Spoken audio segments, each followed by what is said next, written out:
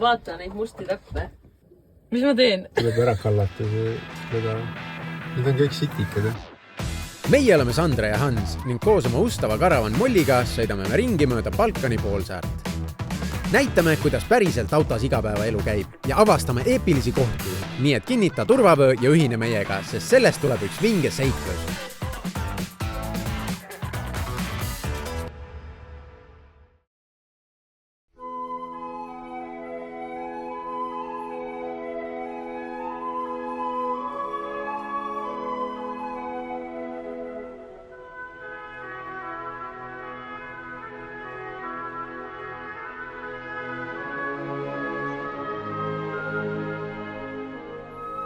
Tere hommikust. Kell on mingi 6.55. Ülihea oli magada, aga mingi koer haukus. Ja Hans kolistas hommikul. Täna tuleb siis üks päev, kus ma ei tea täpselt, mida me teeme. Aga nüüd peame ootama õhtul kella 5 või 6-ni, et saada kätte enda õhufilter. Täna öösel ööbisime kuskil põhimõtteliselt maantee kõrval. Öösel ei olnud midagi hullu. Praegu juba sõidab seal mingi auto. Neid on lausa mitu. Aga me tegelikult tavaliselt ärkamegi mingi 6-7 midagi sellist. Kui me saame täna enda õhufiltri kätte, siis me sõidame natuke tagasi. Sõidame pealinna Tirana poole. Seal on üks Volkswageni garaaž, kes äkki saab meid aidata. Vaadata, mis probleem on, miks meie mootoririhm üldse jookseb maha ja miks mootor teda sööb. Loodame, et saame asjad koeda ja siis sõidame lõuna poole tagasi. Mis mind Albaanias natuke kurvaks teeb, on see, et kohalikud ei armasta enda loodust. Prügi visatakse küll suht suvaliselt maha. Ja eile siis, kui me poistele kamatahvli andsime, siis samamoodi paberlandes niimoodi vastu maad, et polnud küsimustki. Ma korjasin ikka ilusasti üles selle, et pole küll minu praht, aga on eks ju meie maa, nii et ei tasu sodi maha visata. Siia on üks paat jäetud. Omanik on loobunud sellest lihtsalt. Ma ei saagi aru, mis tal nagu nii hullu viga on. See nagu peaks paadisõidu teele jätma niimoodi maha siin. Ma paneks kas või aerud külge, ma saaks normaalselt aerutada sellega. Pole häda midagi. Mida sa vahid nüüd? Ütle meie vaatajatele täpselt niimoodi ütledki. Sulle ütlen kakakott. Mina vaatan hoopis teisel poole. Sest mina hakkan just kappi parandama. Või mitte parandama, lihtsalt ta käib niipidi lahti, aga siis meil jääb ette voodinurk. Ja siis ma tõstan selle kapi ukse lihtsalt teistpidi. Sa oled andekas. Aitäh sulle.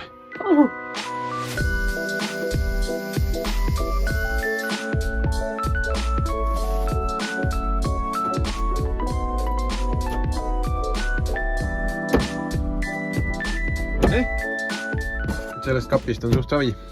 2 auku on nüüd siin alla, aga tõstsin teistpidi. Siia teeme tulevikus uue kapi nüüd nii.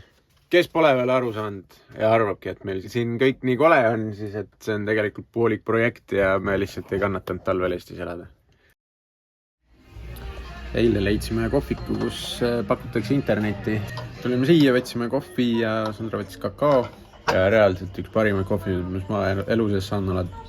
Tavaline espresso, aga see röst või see uba on täpselt minu maitsega. Siis tulime täna siia tagasi. Võtsin uue kohvi. Sandra teeb tööd. Ja ma võtsin uue kakao. Ja see on parim kakao, mis ma olen saanud välja arvatud mu enda tehtud. Enda tehtud on ikka, see on alati kõige parem nagu.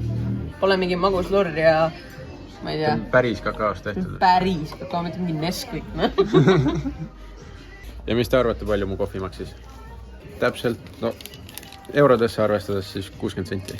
See on kõige odavam kohv, mis ma kunagi olen ostnud, ma arvan. Sest Madeiral oli 80 senti oli kohvi, siin on 60 senti kohvi. Ja Sandra kakao maksis 1,50. Eestis maksad selle eest 4 eurot. Ilmselt küll, jah. Samal ajal, kui Sandra videoid mondib kohvikus, otsustasin, et teen ühe töö ära, mis ma ammu lubasin teha. Siia äärde ma olen lisatihendi. Ma ei tea, kas Sandra poolt vilises, aga minu poolt oli nagu küll vilinad kuulda nagu kiiremal sõidul või siis, kui tuul oli mingi teatud nurga all. Mõtlesin, panen ekstra tihenda lihtsalt ja äkki võtab seda vilisemist ka vähemaks, teeb natuke vaiksemaks ja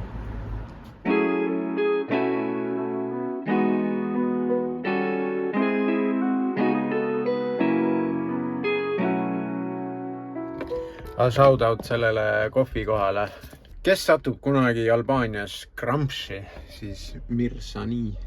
See koht, kus me praegu oleme, on suht nagu... Ma ei kujuta, et ma ei oska isegi Eesti võrdlust anda sellele. Ma ei tea, kapakohilane. Et kui te kunagi siia satute, no see on tõesti vägev. Mäletan, et ma vaatasin ühte dokumentaali. Ma ei mäleta, kas see oli Albaania kohta või see oli mingi muu riigi kohta. Aga et mersusid pidi olema kõige rohkem inimese kohta, siis ja siin on neid palju. Jah, tõesti 40% autodest Albaanias on Mercedesed ja see jäi ka Gramsci vahel jalutades silma. Linna peal tiirutades läime aega surnuks, kuniks meie õhufilter lõpuks autopoodi jõudis.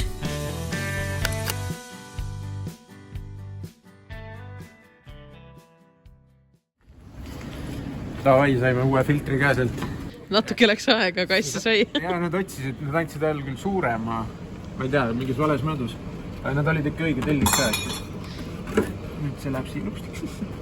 Ja nüüd peaks kohe hobujõude nii palju olema, et lendame lausa. Ja tegelikult oli tunne küll, et nagu ei liikunud enam edasi niimoodi, nagu siis, kui me Eestist hakkasime tulema. Võib-olla sellepärast, et Eestis on külm oli miinuskraadidega, siis oli see õhk, mis mootorisse sai, oli külmem äkki. Lihtsalt on midagi mootoriga keefemaks läinud. Äkki oli õhufiltri viga. Kohe saame teada. Ma tean, mis me nüüd teeme või?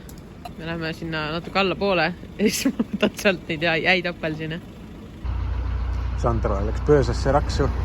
Ja nüüd ma lasin Geneka rihmale natukene seda viipelt spreid, sest ma käsitsi pingutasin seda, aga võib-olla ma olen lihtsalt mingi nuudli käsi, aga no nii pingule ma seda ei saa, et see paganama kriuks ära kaoks. No mis seal ikka? No näita ette, mis sa said sealt. Taskud jääd paremat nodi täis, jah? Ma panen kõik siia sisse, mis ma leidsin. Väga flashiga ei saanud näidata ka. Inimesed ikka kõnnivad ja sealt alt mööda. Aga mul siin on neid. Apelsiniisu peaks täis saama küll. Huvitav, palju me säässime? 2 eurot või? Ma arvan rohkem. Apelsin on tegelikult päris raske. Mitu kilo tundub? Minusugusele mehele päris kerge. Aga davai, sõidame korra sinna pubi juurde tagasi, saab netti ja siis vaatame koha, kus pargime ja siis teeme sõitu natukene. Vaatame, kas need uued tihendid teevad vaiksemaks ka seda olukorda siin. Kuigi mul juba tundub, et kuidagi nagu rohkem on summutatud heli. Mida juhtus just? Vaata neid musti täppe. Mis ma teen? Tuleb ära kallata see plöga. Need on kõik sitikad, Kas ma võtan kätte ja kallan ära? Jah. Pagin poti puutuks. Ma olin nagu natuke see tunne, et äkki võtan pealt alles, ma ei. Ei. Nope. Samas tegelikult meil liha ei ole väga, et nagu äkki valku natuke.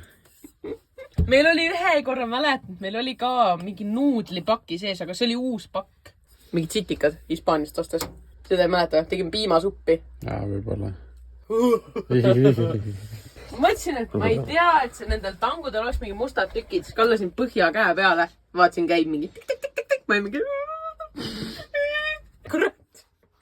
Me ei saagi suppi siis või? Ma ei tea, äkki ma leiutan midagi uut välja. Ma nägin nii palju vaeva. Ei, midagi see pikk süüa, aga muret.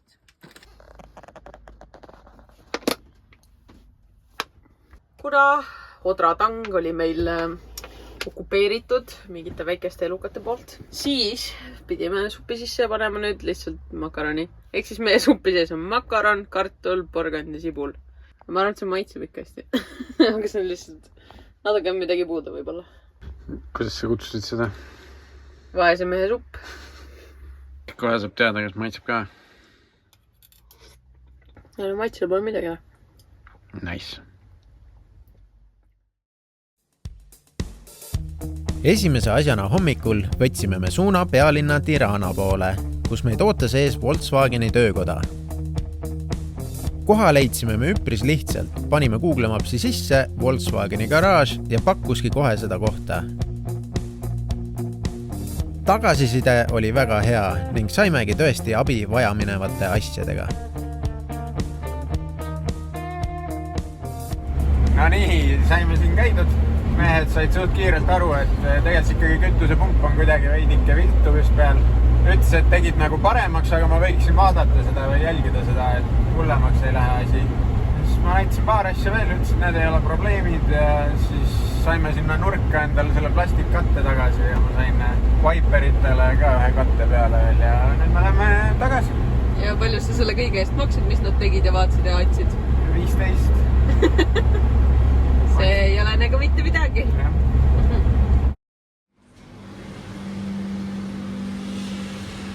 Tulime toidupoodi, aga toidupoed on Albaanias nagu üllatavalt kallid. Ja üllatavalt väiksed. Väikesed on ka ja. Ja mitte midagi sealt ei saa. Mingi hypermarket või supermarket. Mis see oli? Mega big market oli, eks. Ta on nagu mingi külakoopna. Ja, võiks tahtin täpselt sama öelda. Aga toit on niisugune, nagu ei ole nii odav seal. Odavam on tulla kõrvale pitsasse ja võtta siit üks kalsoone 3 euroga. Aga jah, tundub, et siin riigis võid enda Mastercardi ja Visa ära unustada, et siin tule eurodega võtavad igal pool vastu neid. Kuigi saad parema diili, kui sul on enne vahetatud raha. Ja võib-olla tõesti. Siin ka muidugi üks ütles ühe hinna, teine ütles teise hinna, sest neil ei ole siin hindu väljas.